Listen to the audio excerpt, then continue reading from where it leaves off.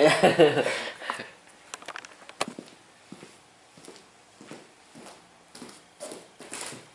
CTE. I know, right? It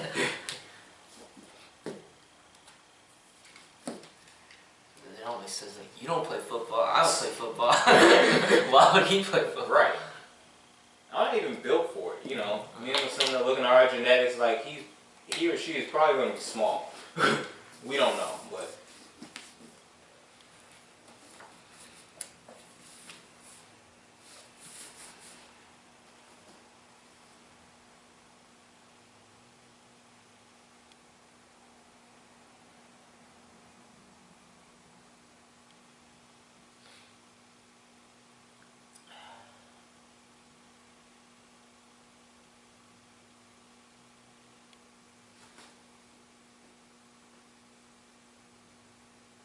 Alright, 293, Osho Zen Osho first in the morning. Zen people say sitting silently doing nothing. Spring comes and the grass grows by itself. You have only to sit silently doing nothing and everything goes on happening of its own accord. The spring will come and the grass will grow. Just like that. Everything is going to happen. You need not do it. Meditation is not something that has to be done. It is something that has to be understood. If you understand meditation, then that is enough. Sitting silently anywhere, you can fall into meditativeness. Meditativeness is not action, but a state of silence, a state of inaction when everything stops. All movement disappears. You are in total rest. And those are the moments when you know that you are immortal, that only the body will die, that you are not going to die. Then all fear disappears because all fear is rooted in death. And to be fearless is the most fundamental thing for living life joyously.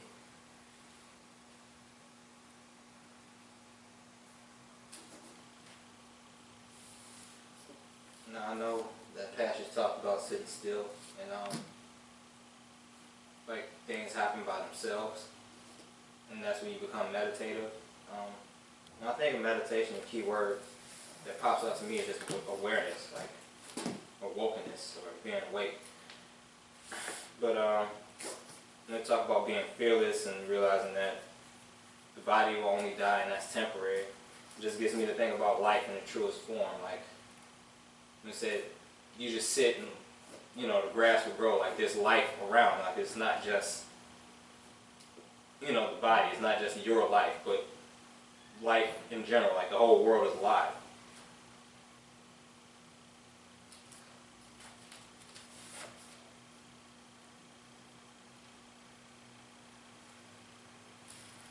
Yes. 294. Learn to sit silently, doing nothing, just sitting, resting in yourself, relaxing in yourself. It takes a little time because we have been brought up to be restless. We've been brought up by people who have been restless themselves. They have poisoned us. They have corrupted us, not knowingly, not intentionally. They may have been good people. They may have even tried to help you, but they were unconscious. And unconscious people cannot help. They can only harm. In spite of all their good intentions, they are bound to harm. They have made everybody restless, fidgety. Everybody's always running, rushing, not knowing to where, not knowing why, for what.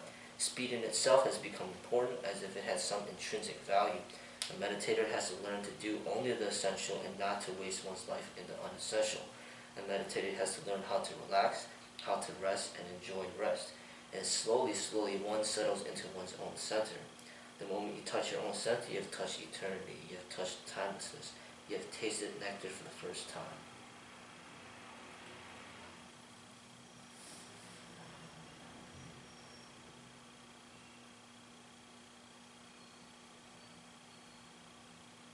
It gets me to think about sparring. Like if you get really good at sparring, I think you could learn to conserve your energy and not waste it, and really not just be good at what you do, but even better than the person who uses a lot of energy, wastes all this energy. Like I think as you get wiser and you gain more experience, you could conserve your energy and just strike at the right moment, the right timing, and then you could end the confrontation very easily. And it just takes a lot of practice and just development. But it gets me to think about that. If you learn how to meditate in sparring, it'll get you a lot better at what you do. You won't have like excess, all this excess movement that's not necessary. I wholeheartedly agree. It's funny you brought up sparring. What I was thinking the whole time, they was talking about, speed and all this, like you said, excess energy. Instead of sparring, I was thinking about basketball and like Steph Curry. Like, you got guys who've been like, 7'5", uber athletic, and like you got this guy, he's beating guys and taking a rest in mid fourth quarter, just by, like you said, or like Osho said, making the right moves at the right time, knowing exactly what to do and being aware of himself. Like I said, with sparring, it's like you get older, you get wiser, just doing less, or less is more type of approach.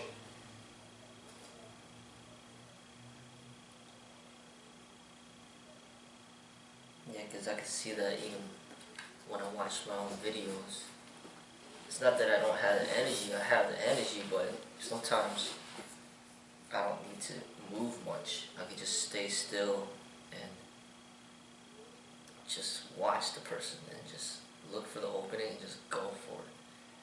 And this is a different than what other people might be used to. But there's different ways to spar, but I can see the benefit in that. Where you just kind of stay aware and just respond. Like you're not like jumping around everywhere and wasting all this energy, Because I think a lot of people get misunderstood or just misunderstanding of combat because they watch boxers all the time. Boxers are doing all this jump roping and all these sit-ups, and they're sparring for so long and like 12 rounds, and they gotta punch the person like hundreds of times, and so they get this misconception that fighting is about endurance. But to me, like, real fighting is not endurance like that. It's just straight to the point, very precise, and you get that one good strike in, and that could pretty much end it all. So to me, it's more like a knife fight or a gun fight. It's surely not going 12 rounds. It's just, it won't even go 3 minutes. Yeah, it won't even go 2 minutes. Usually within the first 30 seconds, the fight could probably be over and done. But to me, that's how real fighting is. So it's not even about endurance. I mean, it's great to have the endurance, that you can jump rope for a long time, or bike ride for a long time, run for a long time, but when it comes to like fighting, that's not what's going to make you survive. What's going to make you survive is the awareness and striking at the right moment, right timing, and being very precise. But that takes a lot of meditation, and people, they don't understand that. They're so caught up in like these long drawn out sport matches.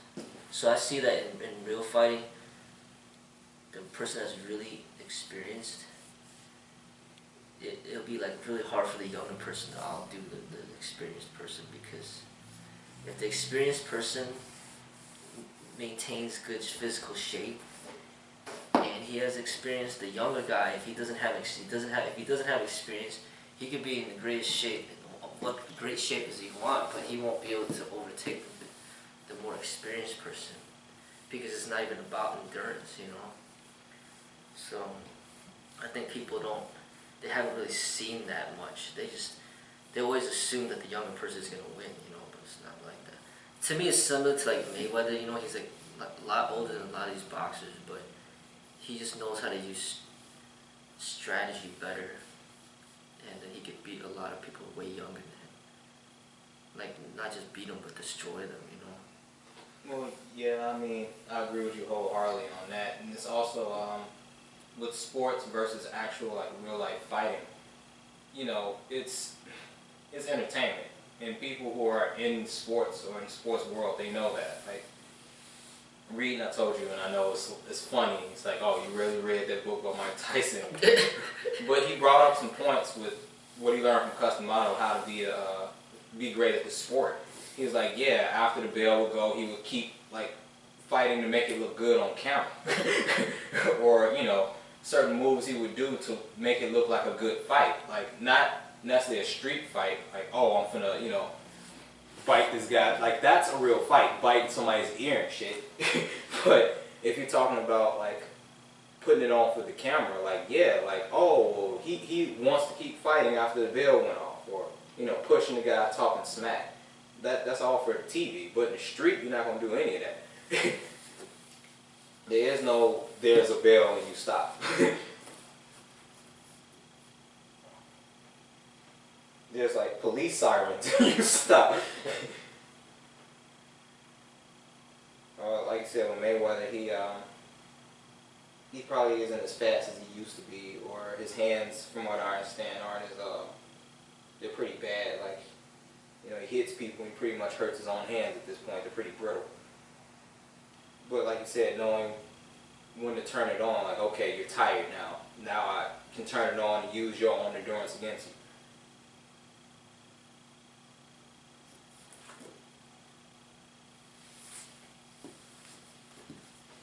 Because I see that a lot when my training, like, people can be really fit, but they don't have the tactics, then they're not going to be able to succeed, you know. The person that has the tactics, it takes a lot of years of development, and that's it. You can't just get that stuff overnight, you know. So, with experience and practice, you know, with the tactics, it'd be really hard for any person to overtake you. So it's just not, the interesting about the thing about the martial arts is not just about the fitness. I mean, only part of it is the fitness. But you have the fitness, and then you have the tactics, and all these years of training that give you an edge, like a much greater edge than what you see in combat sport.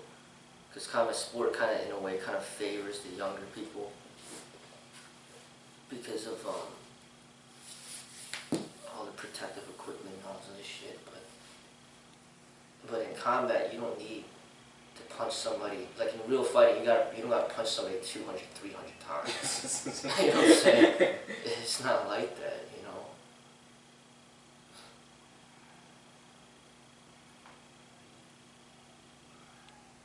Like, sure, you know, if you put a martial artist and you throw him into a marathon, it's not like he's going to win the damn marathon. That's not what he's there for. That's not what he trains for. But if you put a martial artist against somebody who, just because the person's better in endurance, doesn't mean that he'll win the fight, you know? Because in the real fight, it's not even about the endurance. It's about that awareness. When you was bringing up tactics, I was just thinking of like techniques Bruce would do. Like people are like, oh, he's so fast and he'll move so fast you can't even see it. But that's the thing. He's not moving, and when he starts moving, you don't see it. By the time you do, it seems like where did it come from? Like it was so fast when it's like he wasn't really moving super fast. He was just moving in a way, a tactical way, to where you didn't see it.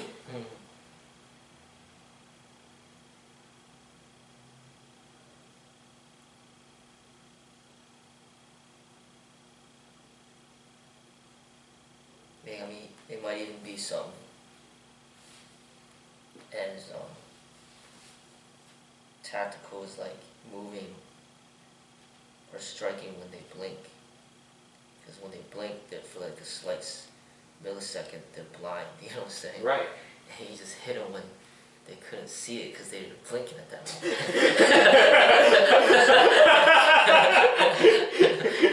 Like, I didn't even see it. Like, yeah, it's your problem.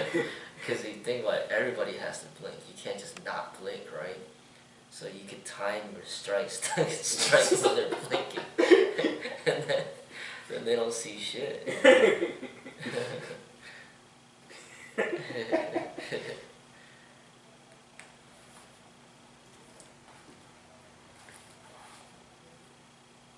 295. As you go deeper into silence, desires disappear. They exist only on the circumference, like waves existing on the surface. If you dive deep into the ocean, there are no waves. So desires are just on the circumference of consciousness. If you dive deep, the deeper you go, the farther away are desires. At the very center of your being, you completely forget that desires ever existed. They look like dreams, fantasies. That moment is the most exalted moment, the entry into oneself.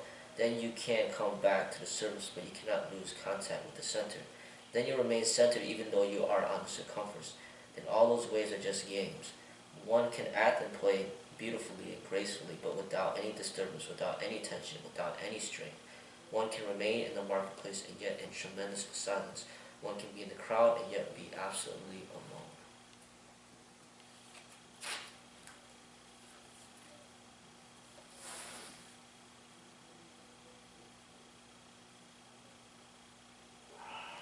Usually when people say you can be in the crowd but be totally alone, usually that's a negative thing, but in this context it seems like a good thing.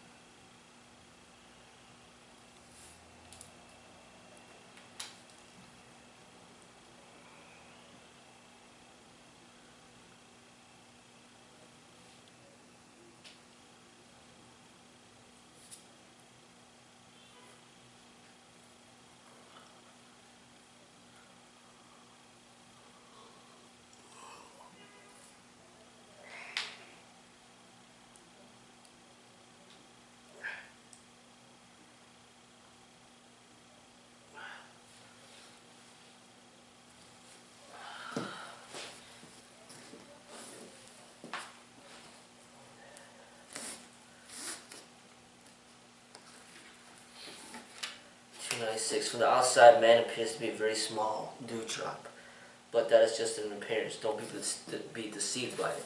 From the outside, he appears like a dewdrop. If you look from within your being, from the inside, the whole vision changes. The moment you stand at your inner center and see yourself from there, you are for a great surprise. You appear to be oceanic, as vast as you can imagine. In fact, vaster than the whole space outside, bigger than the sky. But because we know ourselves only from the outside, we go on believing in our smallness. And because of this feeling of smallness, an inferiority complex arises that creates millions of troubles. Not one or two, but millions. Almost everybody suffers from an inferiority complex. And we stop suffering from an inferiority complex, then you start suffering from a superiority complex, which is the same. All that you're doing is standing on your head. It's the same problem in reverse order. First you were starting from ABC, now you're starting from Z and going backward. It is the same thing whether you start from A or from Z. It is the same line, the same logic. If you fail in your life, you suffer from inferiority. If you succeed, you become a president or prime minister. You start suffering from the superiority complex. But the problem is the same. Why does it arise at all? It arises because we don't know who we are. We are oceanic, neither small nor big, just infinite, with no beginning, no end. That is our godliness.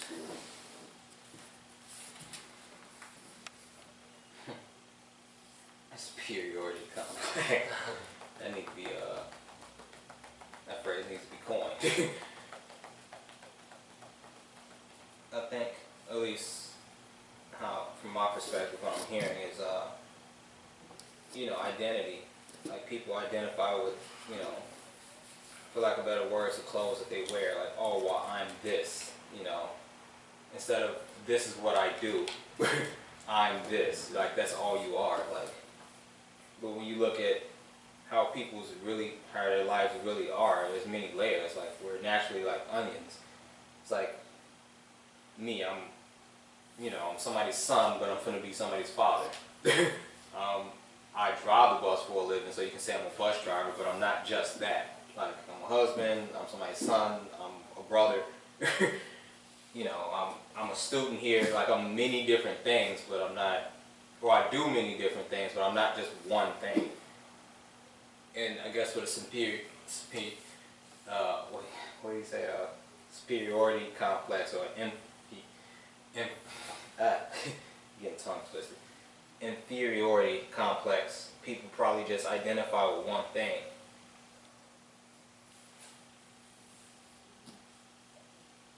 I think this is an important reading for martial arts in particular, because usually sometimes people might come in here feeling inferior. You know, they see, oh, you know, everybody's doing all this, they can do all these pull-ups, they can do all this push-ups and bench press, and they can all fight. I can't do any of that. Oh, you know, I'm garbage, I'm gonna quit. That's feeling inferior, you know. But then it could be the opposite, where it's like, oh, you know, I'm strong, I'm good. Everybody. So I'm 16-0 in these streets. Oh shit. Then there's the superiority, like either or is the same type of complex, you know. And he's saying to drop that, and you're neither, you know. You're just pretty much yourself. I think it's difficult, you know, because normally people either talk down of themselves, or they speak too highly of themselves, you know. Like it's easy to get imbalance on either side. But Yeah. just to be, that's rare. You don't see that, you know. But that's what it should be. Like maybe just acknowledging the things that you know that you need to improve on, what you could improve on, and then also acknowledging the things that you know that you know that you're good at. You know, you're not. You know, you're just telling it as it is. I think that's a genuine way. You know. Well, yeah, it sounds like two different extremes. Like you say, you got somebody that's boastful, and you got other people that's talking themselves down. And I guess, like you say, you got to find that middle way where it's like you can acknowledge what your abilities are and what you're not capable of. And I guess the middle probably sometimes be the person that says nothing, that just does it. Like you said, exactly. Because it's not like you're comparing yourself to other people, or that you're better than other people, but you're just doing what you do. And then some people that see what you're doing, they might feel like, well, can you help me with this? Because it seems like you know something that I could help learn from. And then you help them, you know. But it's not like, oh, you know, I'm above you, so let me teach you all that. right. Or it's not like, or the other way around, where you see somebody doing something that you know that you can learn from, then you could learn from that person. Like you acknowledge that everybody's good at certain things, and some people, everybody's good at certain things, and everybody has some things that they could get better at, and just kind of acknowledging like everybody's uniqueness, and then just learning from people that you could learn from, and then helping people that want to be helped, you know. But it's not from an ego standpoint where you feel like, oh, I'm not good enough to help anybody because I'm just not at that level yet. And then also not to the point where it's like, oh, I'm the only teacher here and I can't learn from anybody else because I know everything already, or some shit like that. You know? Right. And I've seen that so many times, because when you run the school, you encounter so many different people with different personalities, and that is the most common thing, the inferiority complex, and as he mentioned, the superiority complex. I see that playing out in here right before my eyes. You know, where people come in feeling inferior, and then you train them hard, and they work many years, and now they end up having a superiority complex. So you see both of them, Right. complexes. And my objective through learning, you know, learning how people are and personalities, and learning how these complexes work, is to develop neither of the complexes. Don't let them feel superior nor inferior, but just come to the training, enjoy it, and just work on what you need to work on. And if someone asks for your help, then help. But there's no complexes. There shouldn't be, you know. I definitely, I know what you're talking about, or I know what you're alluding to, things you've shared with me in the past about, you know, the way that you used to run the school, or people that used to train here, the approach, you know, then and the approach now. Yeah. I just, from my own observation, my own experience, like, I will say you have a gift of helping people pretty much get out of their comfort zone. I mean, both physically and even spiritually or psychologically, but I can see the challenge just with ego from the standpoint of psychologically. It's like, hey, you know, you get somebody out of their comfort zone and they can get too comfortable. Yeah.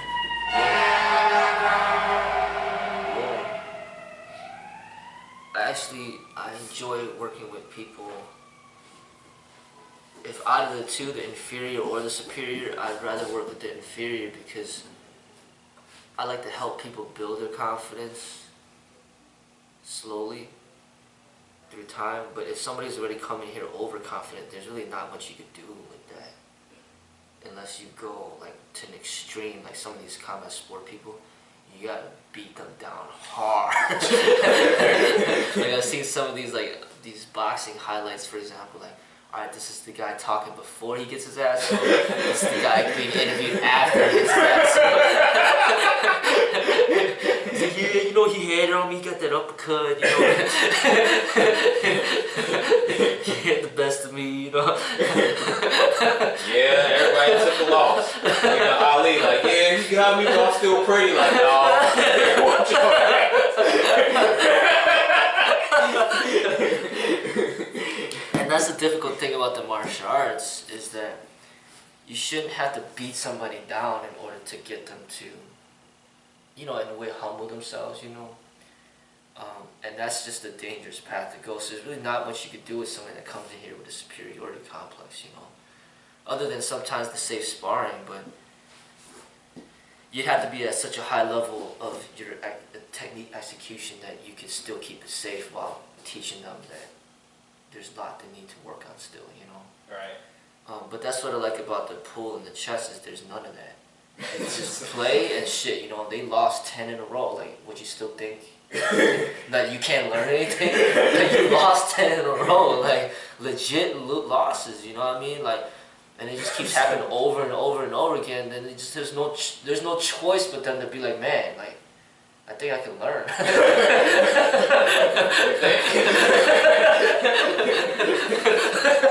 Not even close. It just gets worse and worse. That's the thing about the martial arts, is just it's hard to work with people that have a superiority complex, because like what are you gonna do? Beat up everybody, you know? And then the thing is though, you beat them up, you're pretty much teaching them, well, when you get good too, then you just do this to other people too, you know? Just Right. beat up everybody else too, and it just becomes like an endless cycle of violence. So I like working with people that are more inferior, because that's kind of what the martial arts is for, is to help build confidence in people that don't feel that they are good enough, you know?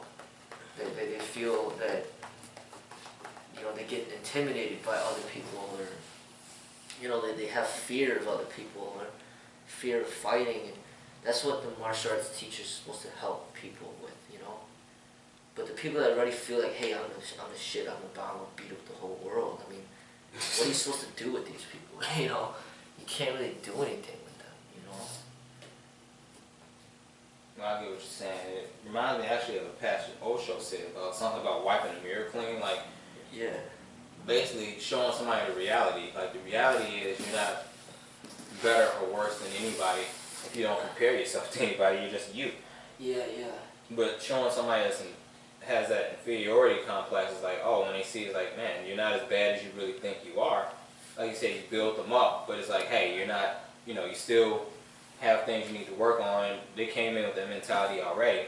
Versus somebody with a superiority complex is like, all right, they weren't great when they walked in the door. They probably knew something, but you made them better. Yeah. Now it's like you can't tell them shit because they already thought they were great. Yeah, yeah, exactly. And it's like you gotta kind of, without hurting them, show them the truth, which it can be difficult. I mean, It is. I mean, it's just kind of like a company. Even a company, it doesn't even have to do martial arts, but you got a company that's very successful. Let's say somebody goes in there. Well, I'll just use an example. You know, you got something like Dominic's.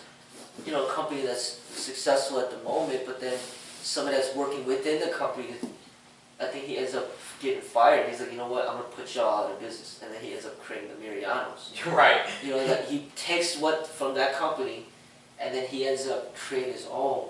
And that's how companies put each other out of business. Is that you basically got moles within the company that are not really for the company. Right. They're for themselves, and then they end up taking what they learn and then just destroying your company. So beating somebody up in the business world or putting them in the hospital is like pretty much bankrupting the company or just putting the company out of business, you know. So that's what a lot of companies have to be watchful for, is like who are actually the real loyal employees that are going to help the company grow, opposed to the ones that are just going to seek to put this company out of business, you know, through what they learned from this company. So, I mean, obviously Samsung and Apple are not going to be friends, you know, like, they're complete rivals, you know, and that's kind of what happens, you know, like if you got somebody who's really talented in your company, okay, is he here to help your company, or is he actually here to put your company out of business, you know? Right. So in the martial arts sense, it'd be like, all right, another martial arts teacher could come in here and try to, you know, be like, you know what, I'm going to destroy your whole school and your teacher to show that your school ain't shit and everybody needs to join this school, you know. That's just what it is in companies. They just want to put each other out of business. But the martial arts, it gets physically violent. It's not even, you know, it's not even a joke. Oh yeah, there's a martial arts, pretty much wars back in the late 70s, 80s. You guys beating each other up and having animals and shit tearing up schools. I know you heard about it, right? Yeah, I heard about it. Alright, so